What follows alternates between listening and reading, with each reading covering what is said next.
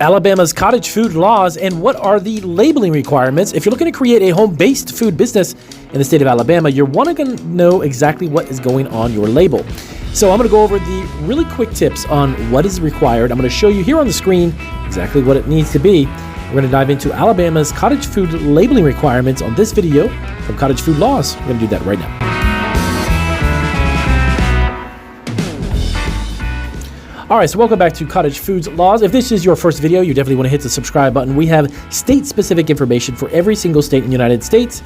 We are going to be uploading a ton of useful information and videos. Each state will be up, and a whole bunch of marketing tips, packaging, and many, many more. So let's dive right into specifically Alabama. If you're looking to label, the following information will need to be on the label of your product when you begin to sell. Number one, your name and address of the cottage food operation. Now, the name and address of the cottage food operation means if it happens to be Damien's Cookie Company, let's just say, that would be the name of your operation that have to go on there first. Next up is the common or usual name of the food product. Now, this would mean something like chocolate chip cookies, for instance, the actual name of the product. That would be second in line for your label. Third up would be ingredients in descending order of predominance by weight. So again, let's just say chocolate chip cookies. The majority of the weight of cookies starts off with flour. So flour would be the first item on your ingredient list, followed by the remaining amount and other items that are in the actual recipe. So be sure that it is ingredients from descending order of predominance. Next up, net weight or the volume. So let's say the net weight. If you weren't making cookies and maybe you're doing like trail mix or spices, for instance, the net weight is the weight of the product minus any packaging.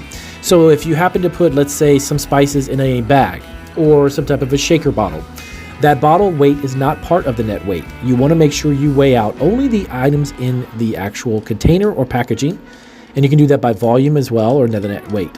Now, if you're doing a cake, it would just be a singular item. You don't necessarily put out weight for a cake, but you could actually put on there the amount of servings, potentially, that if you like to have as well.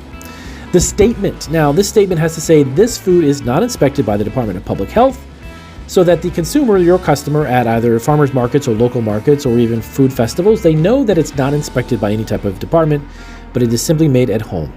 And any allergen information as required by federal law, if you've got any allergens that are in there, it's recommended, I believe it's 9 specifically.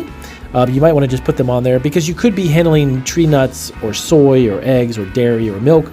So those items, you want to make sure that you have some form of allergen on the label.